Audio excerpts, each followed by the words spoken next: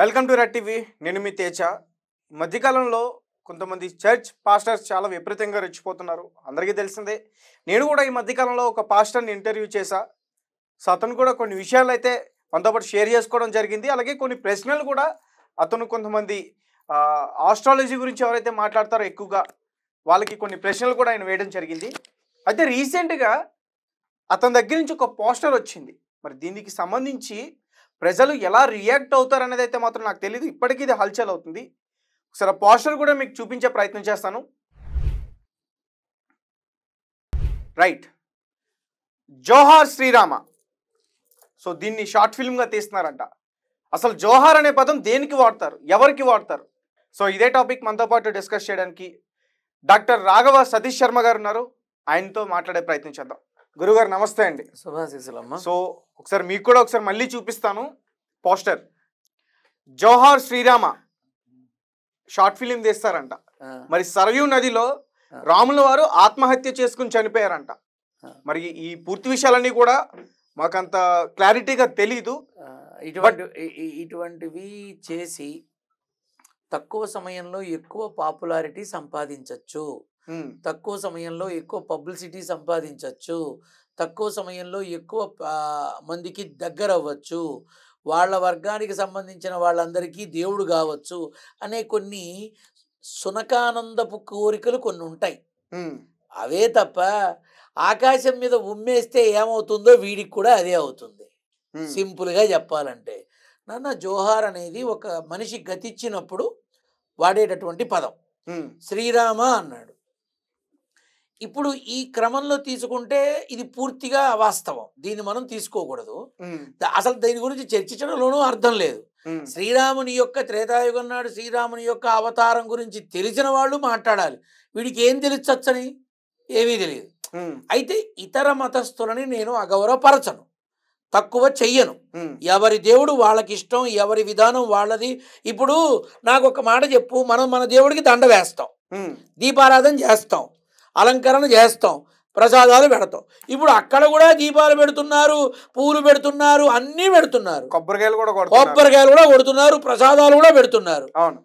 మరి అంటే ఎవరు ఎవరిని ఇమిటేట్ చేస్తున్నారు, ఎవరు ఎవరిని అనుసరిస్తున్నారు, ఎవరు ఎవరి దగ్గరికి వెళుతున్నారు? కొంచెం ఆలోచించాల్సింది కదా. ఒక అర్చకుడు అర్చకుడిగా చేసేవాడి చేతిలో జపమాల ఉంటుంది, ఒక పాస్టర్ చేతిలోనూ మాల ఉంటుంది. ఎక్కడికి వెళ్ళినా మనమే ఉన్నాం, డ్రస్సు రంగు తేడా అంతే. దీన్ని ఇదో పెద్ద విషయం అయినట్టు వాడేదో పోస్టర్ పెట్టుకొని వాడు పబ్లిసిటీ. వీరరాఘవరెడ్డి పార్ట్ 2 ఇది అట్లా ఉంది. ఒకడు రామరాజ్యం నిర్మిస్తానంటాడు యుగం అయిపోయినాక, ఇంకొకడు వచ్చి జోహార్ శ్రీరామ అంటాడు. ఈ రకంగా హైందవం మీద, హిందూ తత్వం మీద, హైందవ సాంప్రదాయం మీద, హిందూ దేవుళ్ళ మీద, హిందూ సభ్యతా సంస్కారాల మీద పడి బ్రతుకుతున్న వాళ్ళు రోజు రోజుకి పెరుగుతున్నారని తెలుస్తోందిగా. ఇట్లాంటి వాడి గురించి సమయం ఇచ్చి మనం మాట్లాడుకోవడం అంటే దానంత పిచ్చితనం ఇంకొకటి లేదు. అయితే వాడు తీసే టెలిఫిలిము వాడు తప్ప ఎవడు చూడడేమో, వాళ్ళు తప్ప ఎవడు చూడడేమో. అసలు అది పూర్తవుతుందా? భగవంతుడు కన్నెర్ర చేస్తే ఎంతసేపు నాన్న ఆగిపోవడం.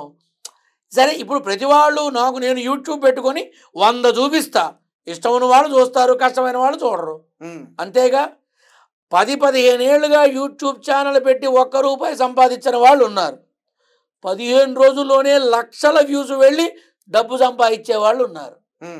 వీడు ఆ ప్రయత్నం చేస్తున్నాడేమో పిచ్చి విధవా. వీడు గనక నా ముందుకు వస్తే మాత్రం నా ప్రశ్నలకు సమాధానం చెప్పగలడా? లేదు. కాకపోతే గౌరవించాలి కాబట్టి గౌరవిస్తాం. నీ మతాన్ని గొప్పగా చెప్పు, నీ దేవుని గొప్పగా చెప్పు, కానీ నీ స్వార్థం కోసం ఇతర మతస్థుల మనసు కష్టపెట్టకు. ఇది నేను చెప్పేది.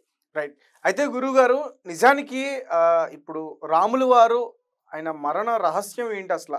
ఏం లేదు నాన్న, రాముల పదం వాడం, బట్ జనాలకి అర్థం అవడం కోసం నేను అలా ఏం పర్వాలేదు. శ్రీరామచంద్రమూర్తి అంతర్ధానం అయిపోయారు. అది ఎలా జరిగింది? అది నేనేం చెప్పి చావక్కర్లా. చక్కగా లవకుశ సినిమా చూస్తే శ్రీరామచంద్రమూర్తి యొక్క జీవిత గుణ గణ సారాంశం మొత్తం అందులో ఉంది. ఇంకా కావాలి అంటే రామాయణం చదివితే తెలుస్తుంది. ఆ ఛాందసుడికి, ఆ పిచ్చి వెధవ పాపం పసివాడికి తెలియదు కాబట్టి ఈ సినిమా చూపించండి లేదా రామాయణం బుక్ ఫ్రీగా పంపండి, కావాలంటే నేనే ఇస్తా. కాబట్టి రాముల వారి గురించి మాట్లాడేటప్పుడు ఒకటికి 10 సార్లు ఆలోచించుకోవాలి. అసలు ధర్మం ఎలా ఉంటుంది చెప్పు, నీకు తెలియదు, ఎవరికీ తెలియదు. కానీ చెప్పనా, ధర్మం అంటే ఇదిగో ఇది అని శ్రీరామచంద్రమూర్తిని చూపిస్తే సరిపోతుంది. అంతటి గొప్ప రూపం అది, అంతటి గొప్ప అవతారం అది. అటువంటి అవతారాన్ని తప్పు పట్టకూడదు. ఓకే. అంటే కొంతమంది ఏమంటున్నారంటే అసలు రాములు వారు భారతదేశంలోనే పుట్టలేదు, ఒకవేళ పుడితే ఎక్కడున్న ఆనవాళ్ళని ప్రశ్నలు కూడా వేస్తున్నారు ఈ మధ్యకాలంలో. ఒకటి, పుట్టేటప్పుడు నేను లేను ఖచ్చితంగా. 2, నువ్వు ఉన్నావా, నువ్వు లేవు కదా. త్రేతాయుగానికి సంబంధించిన వాళ్ళు ఎవరన్నా ఉన్నారా? గత జన్మకే లేరు. ఇక యుగానికి సంబంధించిన ఎవరు ఉంటారు? ఎవడికి తోచిన మాట వాడు, ఎవడు ఏది మాట్లాడితే వాడు. రావణాసుడు లంకలో ఉన్నాడంటే శ్రీలంకలో రావణాసుడు అయిపోయిందా? ఈ చెప్తున్నా, ఆంజనేయ స్వామి మా దగ్గర అంటే మా దగ్గర అని కొట్టుకు తెచ్చారు. ఏది పడి ఆయన చిరంజీవి. చిరంజీవి అంటే మళ్ళీ మెగాస్టార్ అనుకునేవు. చిరంజీవి, వాయుపుత్రుడు, హనుమంతుడు. ఆయన సకల లోకాలలోనూ వ్యాప్తి చెందినవాడు. నావాడు నావాడు అనుకోవడం ఏమిటి? భగవంతుడు నిరాకారుడు. అసలు ఆయనకి రూపం లేదు, ఏమీ లేదు. కానీ ఆ రూపంలో మనకి అనుగ్రహం ఇచ్చాడు. అది తెలుసుకోవాలి అంతే. మనము చూడని వాటి గురించి, మనకు తెలియని వాటి గురించి మనం మాట్లాడకూడదు. కాబట్టి ఆ యుగానికి సంబంధించిన విషయాలు ఈ యుగంలో మాట్లాడితే హాస్యాస్పదంగా ఉంటుంది. ఓకే. అంటే మరి దీనికి సరైన ఆన్సర్ ఆయనే ఇస్తారంటారా? ఎవరు? రాములు వారు. నన్ను ఖచ్చితంగా. ఇప్పుడు భగవంతుడి, నన్ను ఒక్క మాట, భక్తుడితో పెట్టుకుంటేనే భగవంతుడు వదిలిపెట్టడు.